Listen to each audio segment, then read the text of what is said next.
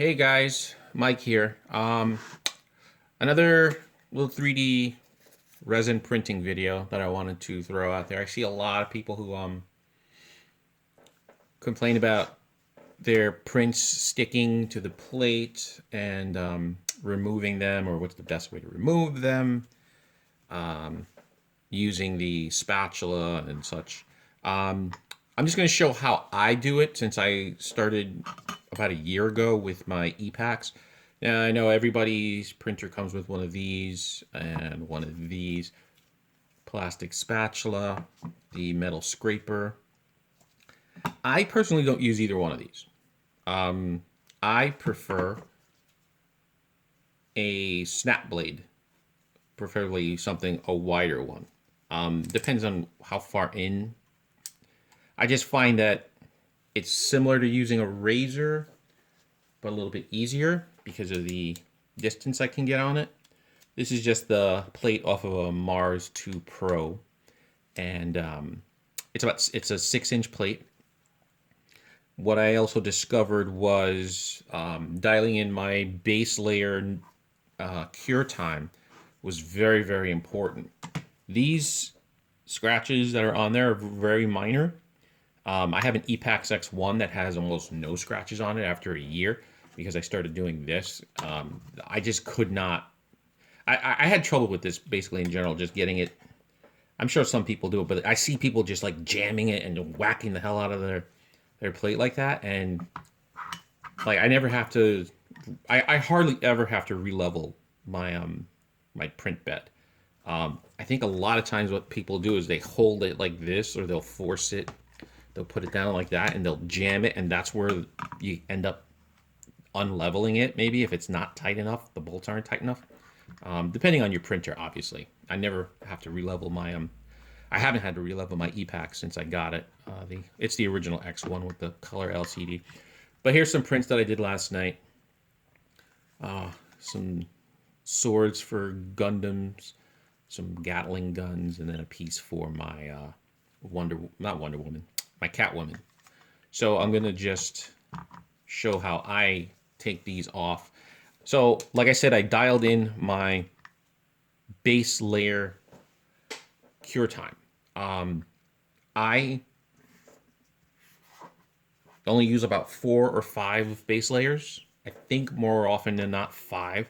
And when I first printed on the Mars 2 Pro, I got it in November. The first print that was I printed was welded to this plate. I could not get that damn thing off. I used the default settings for the printer, which was 30 seconds for the base layers. For a mono, I think that's kind of high. I guess it really depends on the resin. I was using Soraya Tech Fast, which is a pretty generic resin, not like the engineering grade ones like Blue or Build, which I can't get Build to stick to this no matter what. I don't know what the hell the problem is, but I'll figure it out eventually. But for Fast, which would probably be an analog to Elegoo ABS like, or your basic Anycubic maybe. I ended up going down. I started stepping it down. Okay, from 30 seconds I went to 20 seconds to see what happened. It got a little easier to pull off. I haven't had anything ever come off the base layers using this. This is a mix actually. That's why it looks like that. This is a mix of Fast, Blue, and Tenacious for a little flexibility. But I never had anything disconnect, any print disconnect from the base. The bases of the supports never came off the plate. So from 20, I went down. I started going down in smaller increments. I went down like 5 seconds, down to 15, and I still had good results. I was able to get the prints off easier. So I just kept going down. I'm at right now 12 seconds. So I feel like for the majority of my resins that I use, but I mostly use the Soraya Tech right now, 12 seconds seems to be on my 2 Pro, and maybe in general on the majority of mono printers. Seems to be a good base layer where it's just right. It doesn't, it sticks to the base plate, but it doesn't weld it on there, so it's so hard to get off that it just takes a lot of force.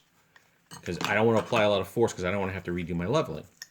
So I'm going to take this out. I like this blade. I started with a thinner one before, but this one I also had. Simple snap blade.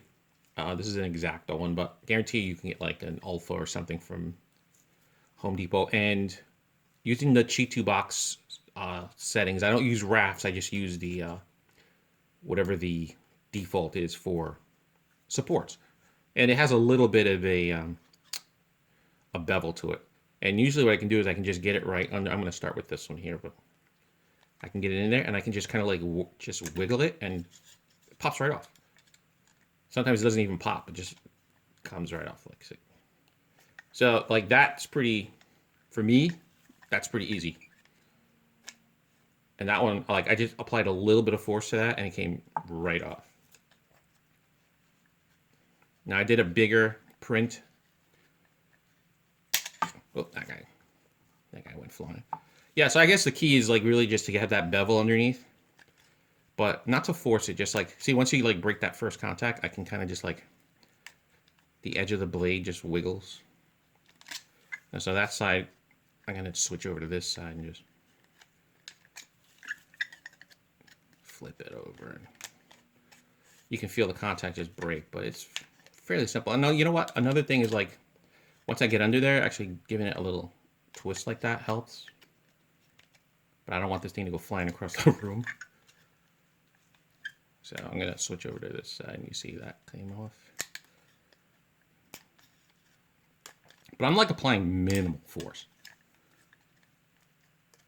See, and actually I just did that. I put it under the corner there and just gave it a little twist upward. And those are just coming right off. So that came off like really easy. You can see. No breakage so far. Like I don't usually get my parts break, but you can see like you can just like kind of like, oh, there it is. Little twist. So it came right off.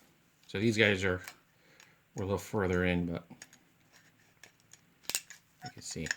That's why the longer blade kind of works good for me. And my hand is underneath here, so any kind of slippage, you see it's not gonna, so it's not gonna cut me. There is always a risk. I mean, I've seen people get cut with this, you know, because they're doing this, you know, they're jamming away at it. I'm like, I'm not trying to do that. I'm just trying to get under there and give it a little twist because the blade's nice and thin. And this guy's already off, so this came off a nice piece. So, I mean, that's just how I do it. I'm not saying it's the best way. I'm saying it's the most effective way for me.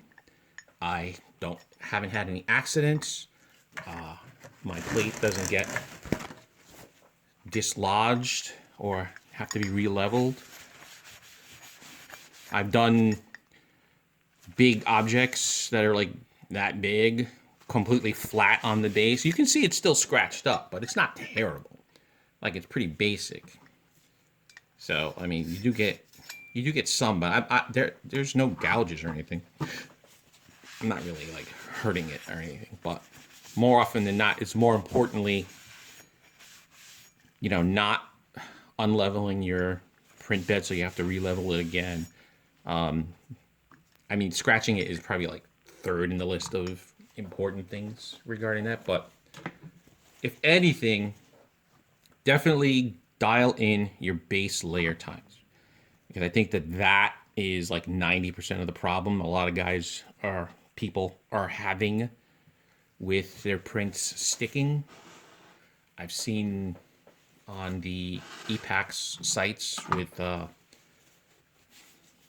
the hard resin, where people are showing pictures of it being like welded to the plate, and they're like destroying their plates and the prints at the same time. And ePax finally came out and said, lower your base layer time to like 15 seconds. I'm like, oh yeah, okay. I figured that out, you know, 5 or 6 months ago. You know, base layer times really affect, obviously, how strong the bond is, but you got to find like just that right number where you don't have to fight it and force it. and it won't fall off. So for me, between 12 and 15 seconds does the job. If I go any higher than that, if I go like 30, I'm gonna get it really like super glued onto the plate. Maybe that's good with a bigger print, but honestly, I haven't. I printed some big stuff like a 9-inch Catwoman figure, and those are big parts, and like Mando statues. I haven't had any of those things fall off with those settings. So if it's a weight thing, that's fine. I think supports are probably more important than anything else. That's going to look pretty cool. This is for a prototype for a customer. And then these bad boys are going to look good too. Gatling guns. All right, that's my bit of advice and just, how I do it. Works for me. Much more efficient in my opinion than hacking away with this thing. This thing is really not meant, I don't think they ever intended for this to remove prints. This is more like for helping to get stuff off the FEP, I would say. And even for that, I don't really use it. I use a rubber spatula, which works a lot better for my needs. All right, that's all I got for you today. Thanks.